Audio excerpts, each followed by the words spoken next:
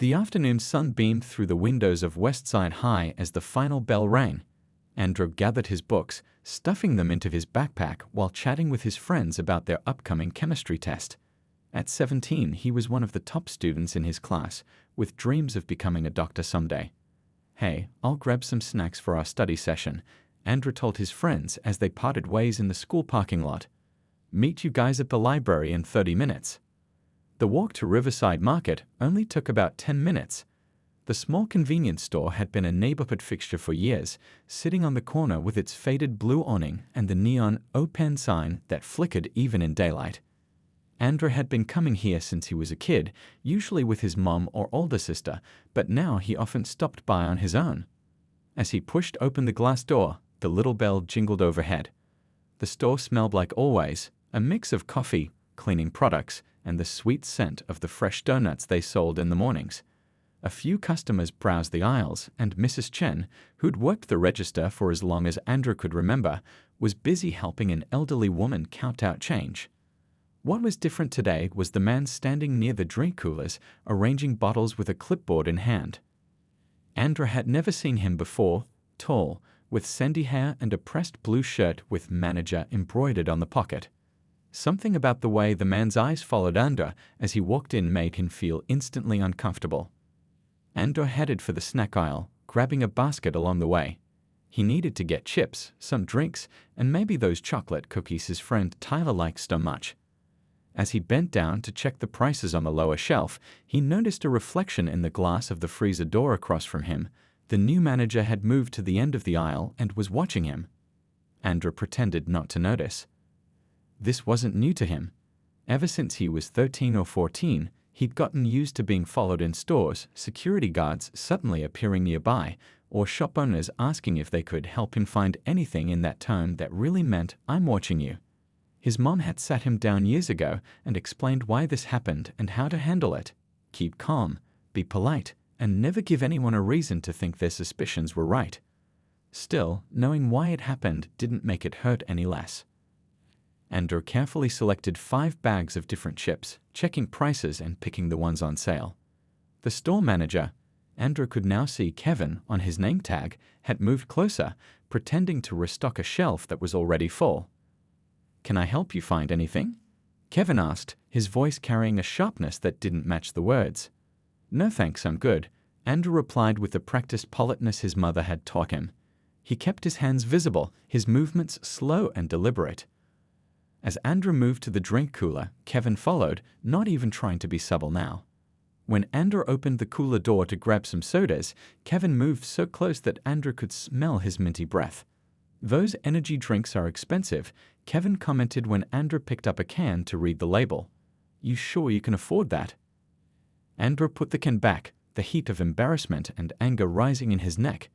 "Just looking," he said quietly, choosing some regular sodas instead. By the time Andrew had filled his basket with snacks for the study group, Kevin had followed him through 3 different aisles. Other customers had begun to notice, some giving Andrew sympathetic looks, others avoiding eye contact altogether. Mrs. Chen at the register was helping another customer, but Andrew could see her glancing over with concern.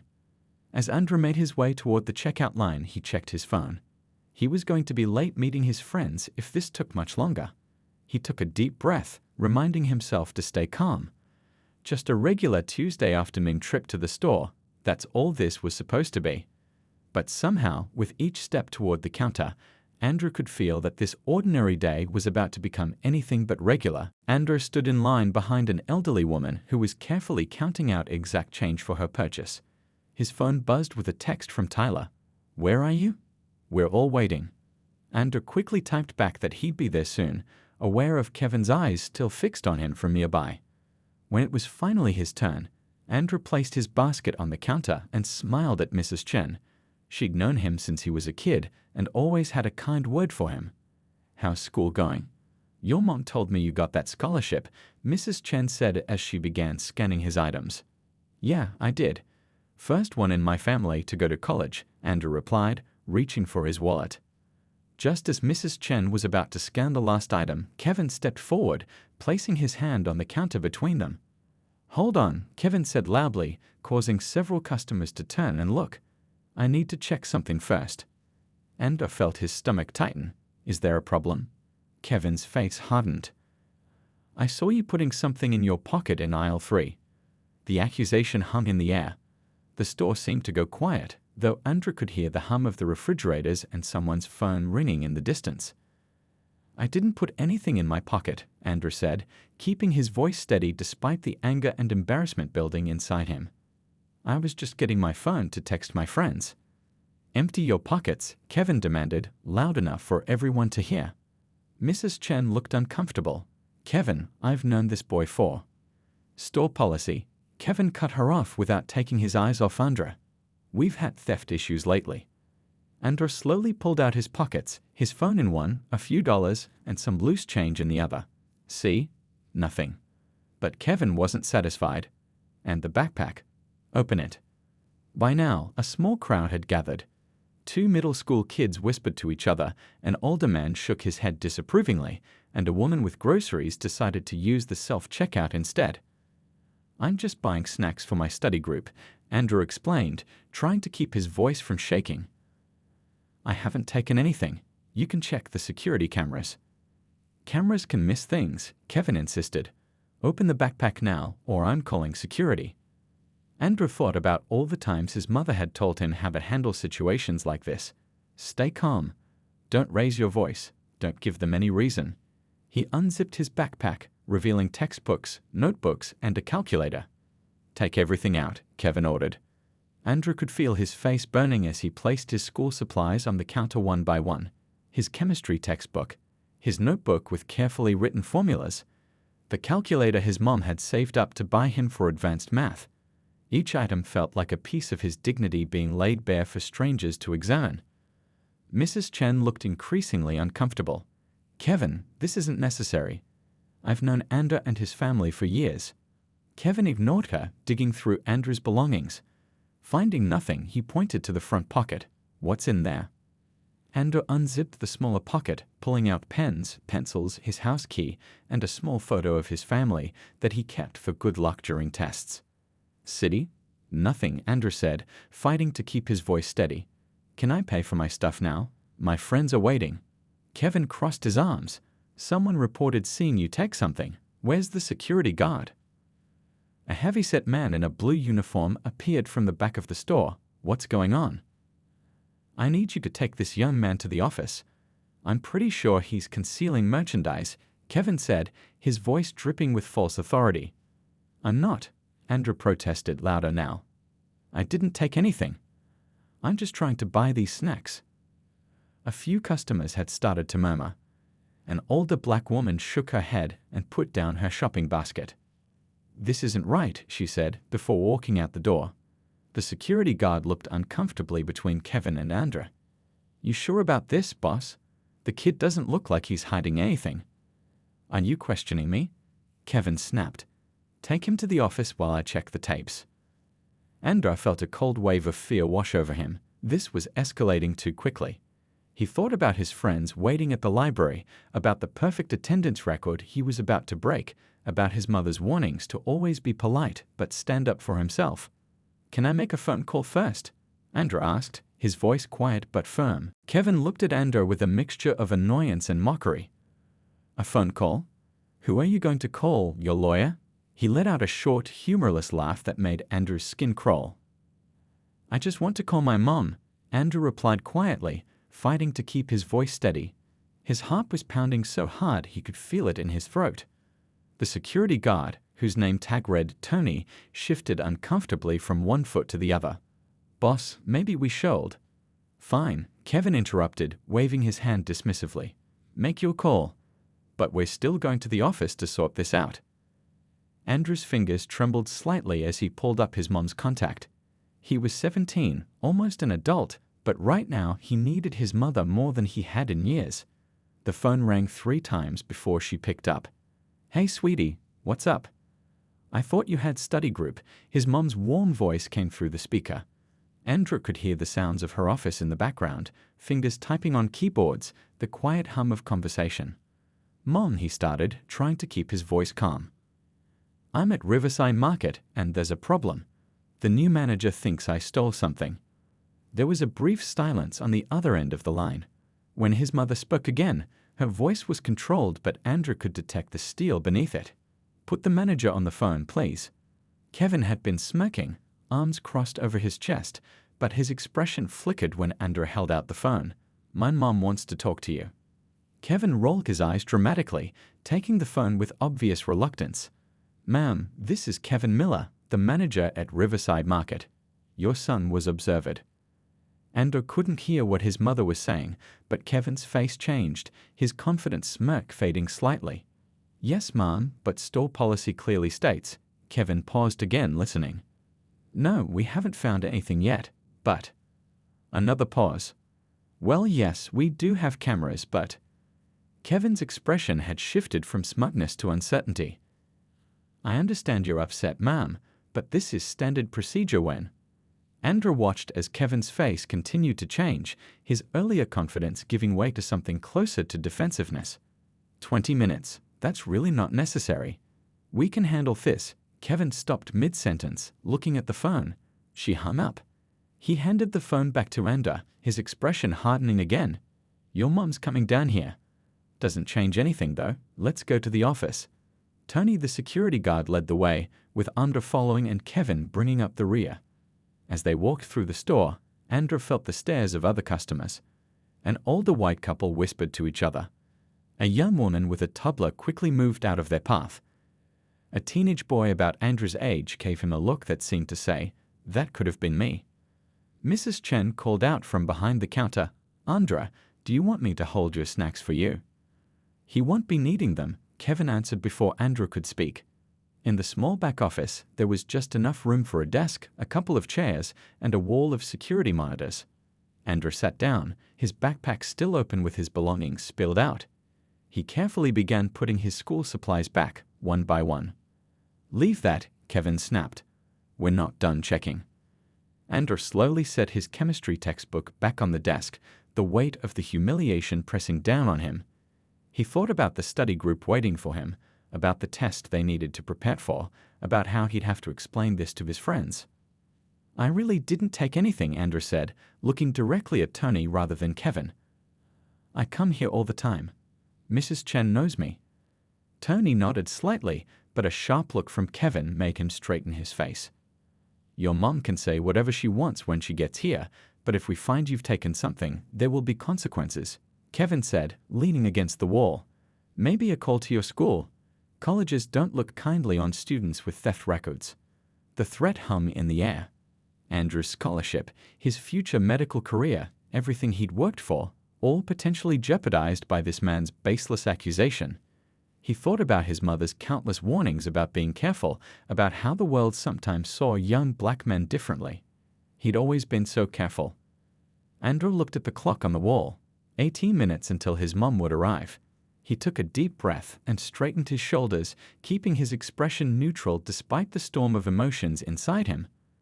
"I'll wait for my mom," he said simply, his dignity intact despite everything. Kevin checked his watch and smirked. "Sure, we'll wait. Not like I have anything better to do than catch shoplifters." The minutes crawled by in the cramped office. Andrew sat with his back straight, eyes fixed on a point on the wall, refusing to give Kevin the satisfaction of seeing how upset he really was. Tony had stepped out briefly, mumbling something about checking the front, leaving Andrew alone with Kevin, who kept glancing at his watch and sighing dramatically. "Your mom's taking her sweet time," Kevin remarked, checking his phone. Most parents would be rushing over if their kid was in trouble. Andrew didn't take the bait. His mom had taught him that sometimes silence was the strongest response. Instead, he pictured her at her office, calmly gathering her things, making a few quick calls to reschedule meetings, and driving over with the same controlled energy she brought to everything in life. Just then, Tony poked his head back in. "There's a black Mercedes that just pulled up. Looks pretty fancy." Kevin straightened his tie and smoothed down his hair. "Probably not for us, not in this neighborhood." But moments later, the store's bell jingled, and Tony's radio crackled to life. "Security to front, please," came Mrs. Chen's voice. Kevin gestured for Andrew to stay put, but Andrew stood up anyway. "That's my mom. I'm going out there." "Fine," Kevin said with a shrug. "Let's go see what Mama Bear has to say." but don't think a crying mother is going to change store policy. They walked back through the storage area and out onto the main floor. Andrew spotted his mother immediately. She wasn't what most people expected when they heard teenage boy's mom. At 42, Patricia Williams stood just under 5'7" in her favorite low heels, her dark hair cut in a sleek bob that framed her face perfectly. She wore a navy blue blazer over a cream blouse with matching tailored pants and a single strand of pearls, her power outfit, as Andrew and his sister called it. But it wasn't her clothes that made heads turn. It was the way she carried herself, back straight, chin up, eyes alert and missing nothing. Andrew had seen that look before. At parent-teacher conferences when a teacher underestimated him, at sports games when a referee made a bad call, at the bank when they'd questioned her loan application. Patricia spotted Andrew and gave him a small, reassuring nod before turning her attention to Kevin, who had stepped forward with his hand extended. "Mrs. Williams, I'm Kevin Miller, the manager here. I understand your son called you, but I want to assure you we're just following standard procedure for suspected shoplifting." Patricia ignored his outstretched hand. "Where's the evidence?" Kevin's hand dropped awkwardly to his side. "Well, as I was explaining to your son, we had reason to believe." "What reason?" Patricia's voice was calm but firm, cutting through Kevin's explanation like a knife through butter. "I observed him acting suspiciously in aisle 3, Kevin said, his confident tone returning, putting something in his pocket. "My phone," Andrew said quietly. "I was just checking my messages." Patricia turned to Tony, who was standing a few feet away. "Has anyone checked the security footage?" Tony shifted uncomfortably. "Not yet, ma'am." "Then let's do that now," Patricia said, her tone making it clear this wasn't a request. Kevin's face flushed slightly. "Ma'am, I understand you're upset, but you need to understand that I'm just doing my job. We've had issues with teenagers stealing." "Not with my son, you haven't," Patricia interrupted, her voice still measured but with an edge that made Kevin take a small step back. "Now, shall we review that footage, or would you prefer I call the district manager?" A flicker of uncertainty crossed Kevin's face. "You know the district manager?"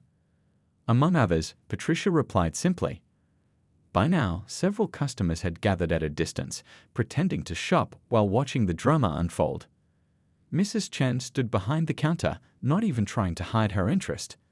Kevin seemed to realize he was losing control of the situation. "Fine, we can check the footage, but it doesn't change the fact that your son was behaving suspiciously." Patricia turned to her son.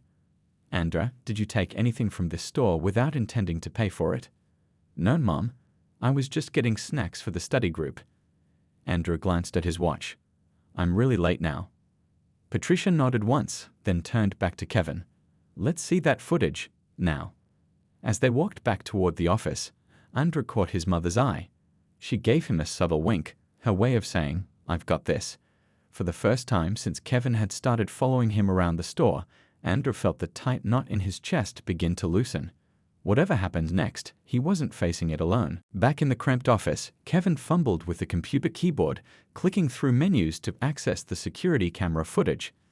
Tony stood awkwardly by the door while Patricia took the only other chair in the room, sitting with perfect posture, her handbag resting neatly on her lap. Andrew stood behind his mother, still feeling the sting of humiliation but drawing strength from her presence. "This system is a bit slow," Kevin muttered, clearly stalling. "We just upgraded last month." "Take your time," Patricia replied coolly. "I've cleared my afternoon schedule." The computer finally showed a grid of camera views. Kevin clicked on one labeled Aisle 3 and began scrolling through the timeline. "What time were you in this aisle?" Kevin asked Andrew without looking up. "Around 3:30, Andrew answered. Kevin scrolled to 3:28 p.m. and hit play. The grainy footage showed Andrew walking into the frame, looking at different chip options. He pulled out his phone, checked it, and put it back in his pocket, exactly as he'd said. "There," Kevin said triumphantly, pausing the video. "See how he's reaching into his pocket?" Patricia leaned forward slightly. "Play it again, please." Kevin replayed the footage, which clearly showed Andrew taking out his phone, looking at it, and returning it to his pocket before selecting some bags of chips. "I see my son checking his messages and putting his phone away," Patricia said evenly. What exactly do you think he stole? Kevin's face flushed.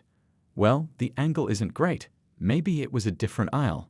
He clicked through to another camera view, then another, growing more flustered with each one that failed to show any wrongdoing. After the third camera revealed nothing, Patricia opened her handbag and pulled out a business card, sliding it across the desk to Kevin. Perhaps we should start over, she said. My name is Patricia Williams. I'm the Regional Director of Operations for Riverside Market Group. Kevin's face went from flushed to ashen in an instant. He picked up the card with trembling fingers, staring at the embossed logo and Patricia's title. Regional Director? He stammered. For the past 8 years, Patricia confirmed. I oversee all 15 stores in the metro area, including this one. Tony's eyes widened.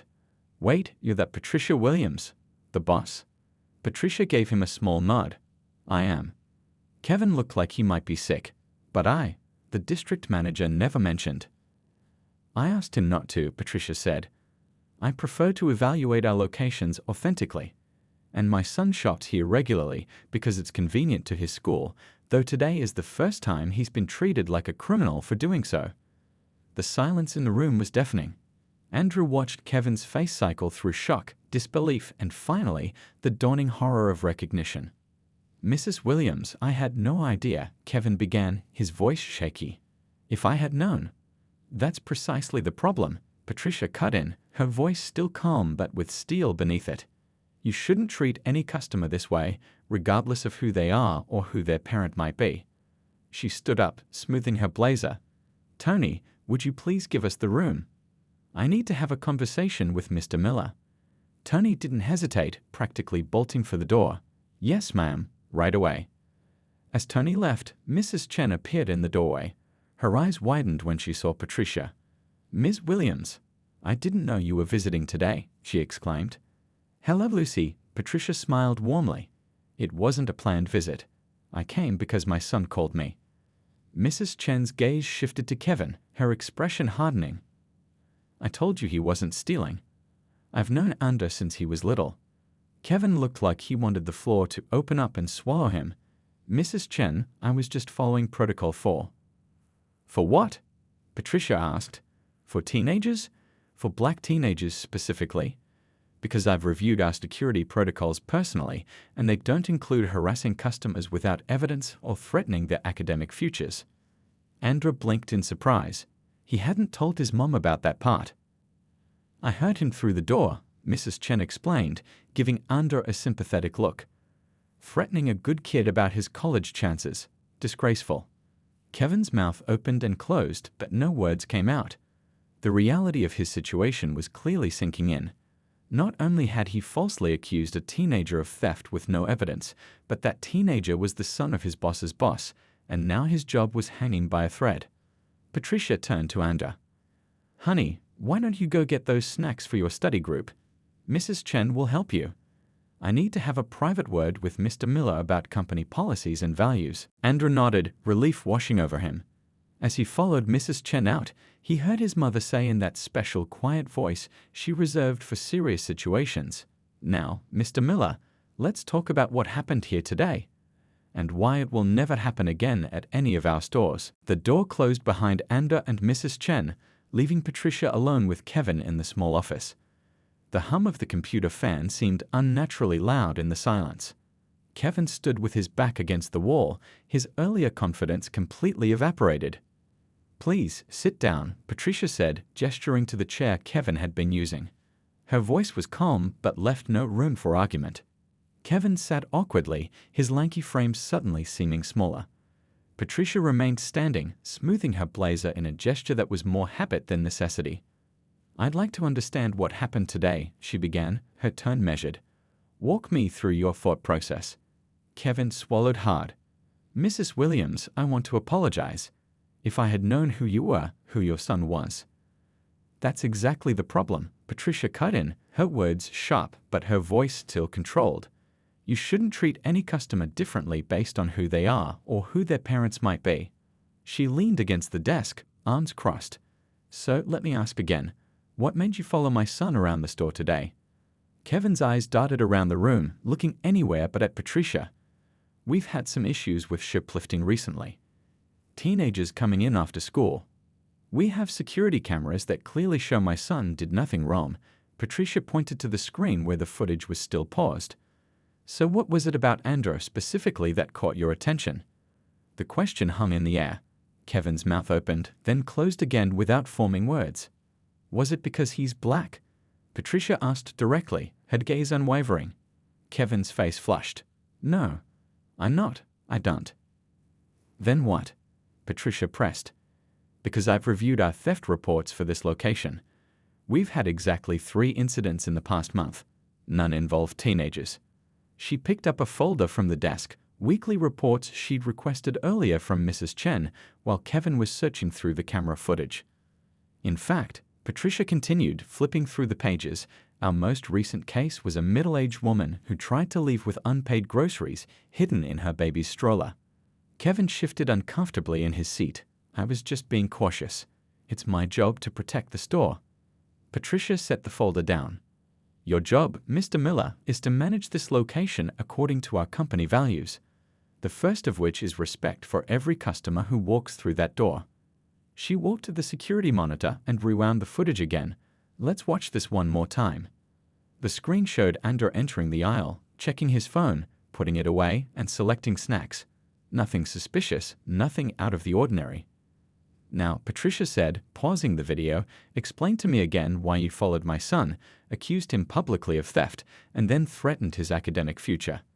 Kevin's face crumpled. I made a mistake. I assumed. Yes, Patricia nodded. You assumed. And that's what concerns me most as your supervisor. Kevin's head snapped up. You're not firing me? Patricia studied him for a moment. Do you think I should? The question wasn't rhetorical, and Kevin seemed to realize it. He took a deep breath. I messed up, he admitted, his voice barely above a whisper. I saw a black kid in a hoodie and I jumped to conclusions. I've been working in retail for years and I guess I let stereotypes cloud my judgment. Patricia's expression remained neutral, but something in her eyes softened slightly. That's the first honest thing you've said since I arrived.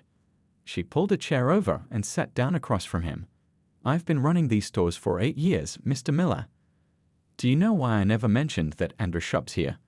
Why I didn't tell the district manager to inform you that the regional director's son might stop by? Kevin shook his head. Because every customer deserves the same respect and treatment, regardless of who they are, Patricia said. I shouldn't have to be someone's boss for my son to be treated with basic human dignity. She leaned forward slightly. What happened today wasn't just a mistake. It was a failure of leadership and a violation of everything Riverside Market stands for. Kevin nodded slowly, the reality of the situation sinking in. So, what happens now? Patricia stood up. That depends partly on you. I don't believe in throwing people away over mistakes they can learn from. But I need to know if this is a teachable moment or a pattern of behavior. She walked to the door, her hand resting on the knob. I'll be back tomorrow morning at 9. I expect a full written account of today's events on my desk, along with your thoughts on how this should be addressed, both for yourself and for our company policies. Patricia opened the door, then paused, looking back at Kevin. This isn't just about my son. It's about making sure no customer ever feels what Andrew felt today. Think about that tonight. As she stepped out of the office, Kevin's voice stopped her. Mrs. Williams? She turned, one eyebrow raised in question. I really am sorry, he said, and for the first time since she'd arrived, he sounded genuinely remorseful. Patricia nodded once. Good, that's where change begins. 3 weeks later, Andrew pushed open the door to Riverside Market, the familiar bell jingling overhead. The store looked different now. Brighter somehow, with new signs that read, Everyone welcome by the entrance, and we value all our customers behind the counter. Mrs. Chen waved at him from the register. Andrew, how was school today? She called. Good, he replied with a genuine smile. Just finished my chemistry final. Pretty sure I aced it. Of course you did, Mrs. Chen said proudly. Your mom's in the back with the new team. Andrew nodded, grabbing a basket and picking up a few snacks, a habit he'd nearly abandoned after that terrible day. But his mom had insisted that he shouldn't let one bad experience change his routine. That gives too much power to the wrong people, she told him. As he walked toward the office, Andrew noticed a new face behind the customer service desk, a young woman who smiled warmly at him. The security guard was new too, an older man who gave Andrew a respectful nod as he passed by. From the back room, Andrew could hear his mother's voice. The point isn't to make anyone feel guilty. It's to help all of us recognize the unconscious biases we carry and how they affect our interactions with customers.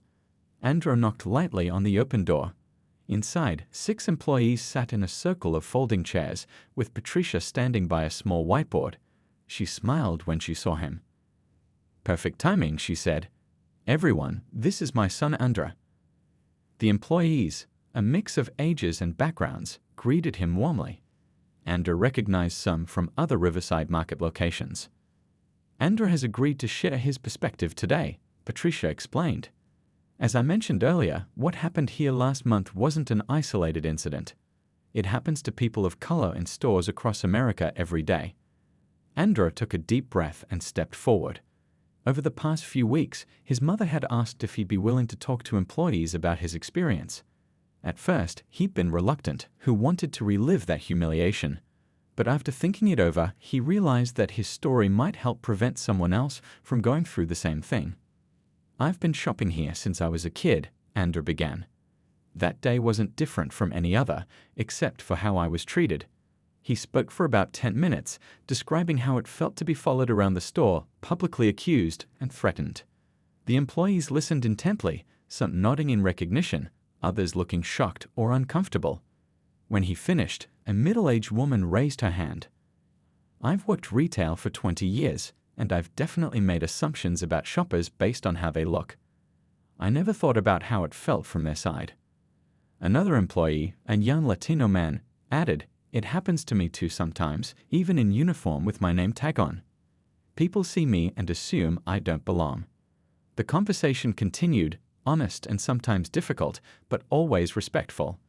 Andrew was surprised by how good it felt to have his experience acknowledged and taken seriously. As the session wrapped up, Patricia thanked everyone for their participation. "This is just the beginning. All 15 stores will be implementing these training sessions, and we're updating our policies to ensure every customer feels respected." After the employees filed out, Andrew helped his mom gather her materials. "That went well," he said. Patricia smiled. "Better than I expected. Change takes time, but it has to start somewhere." "Any word on Kevin?" Andrew asked. After that day, Kevin had been suspended pending review. Patricia nodded. "He completed the 2-week anti-bias course I assigned. Actually wrote a thoughtful reflection paper too." She paused. "He asked if he could apologize to you in person." Andrew considered this. "Maybe someday. Not yet, though." "That's fair," Patricia said. "He's being transferred to our warehouse operations for now. Second chances are important, but so are consequences." As they walked out of the store together, Andrew noticed a new family heading in, parents with 2 young kids around 10 years old. The children were laughing, carefree, as the automatic doors opened for them. "You know," Andrew said, watching them, "those kids might never know what it's like to be followed around a store or accused of something they didn't do." Patricia squeezed his shoulder. "That's the goal. Not just for our stores, but everywhere." Andrew nodded. In a few months, he'd be off to college with a full scholarship. The incident could have derailed everything: his confidence, his focus on finals, maybe even his future. Instead, it had turned into something unexpected. A chance to make real change. As they reached the car, Andrew looked back at the store with its new welcoming signs and diverse staff. It wasn't perfect. Nothing was, but it was progress. And sometimes that's how the world changed. Not all at once, but one store, one conversation, one person at a time.